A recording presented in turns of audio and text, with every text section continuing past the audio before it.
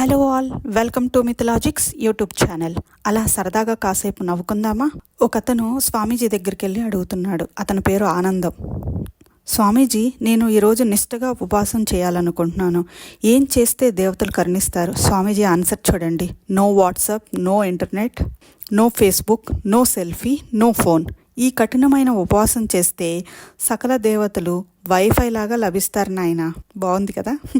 ఇప్పుడు ఒక teacher student మధ్య కాన్వర్జేషన్స్ వినండి. స్టూడెంట్ ఎంత ఫన్నీగా ఆన్సర్స్ చెప్తున్నాడో.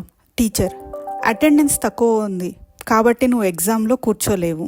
పర్లేదు టీచర్, ఎగ్జామ్లో నిలబడి రాస్తాను. టీచర్: రేపు సూర్యుడి మీద పాఠం ఉంటుంది, అందరూ తప్పకుండా రావాలి. స్టూడెంట్: కానీ మా ఇంట్లో అంత దూరం పంపరు కాబట్టి నేను రాలేను టీచర్. టీచర్: రోజు బాదం తినడం వల్ల ఏం జరుగుతుంది? బాదం డబ్బా ఖాళీ అవుతుంది టీచర్. అరటిపండు గురించి నీకేం తెలుసు? తింటే బలపడతాం, తొక్కితే జారి పడతాం. వెరీ ఫన్నీ ఆన్సర్ కదా? నువ్వు అబ్దుల్ కలాం, వాజ్పేయి అంత వాడివి కావాలరా అంటే పెళ్లి కాకూడదని కోరుకుంటున్నారా మేడం?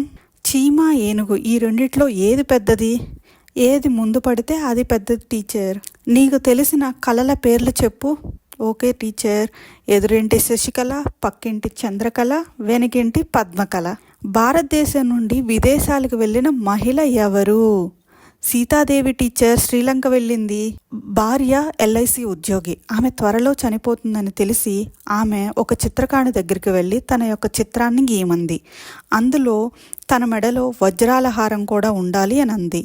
ఆమెకి వజ్రాల హారం లేదు యాక్చువల్గా. దానికి ఆ చిత్రకారుడు వజ్రాల హారం ఎందుకు అని అడిగాడు. దానికి ఆవిడ: నేను చనిపోయిన తర్వాత మా వారు ఇంకో పెళ్లి చేసుకుంటారయ్యా, ఆ వచ్చిన ఇంకో భార్య నా చిత్రపటం చూస్తుంది కదా, ఆ డైమండ్ నెక్లెస్ ఏమైందని అడుగుతుంది.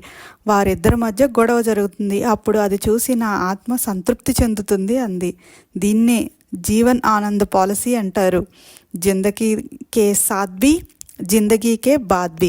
జీవితంలో కూడా మరియు జీవితం తర్వాత కూడా. Thank you.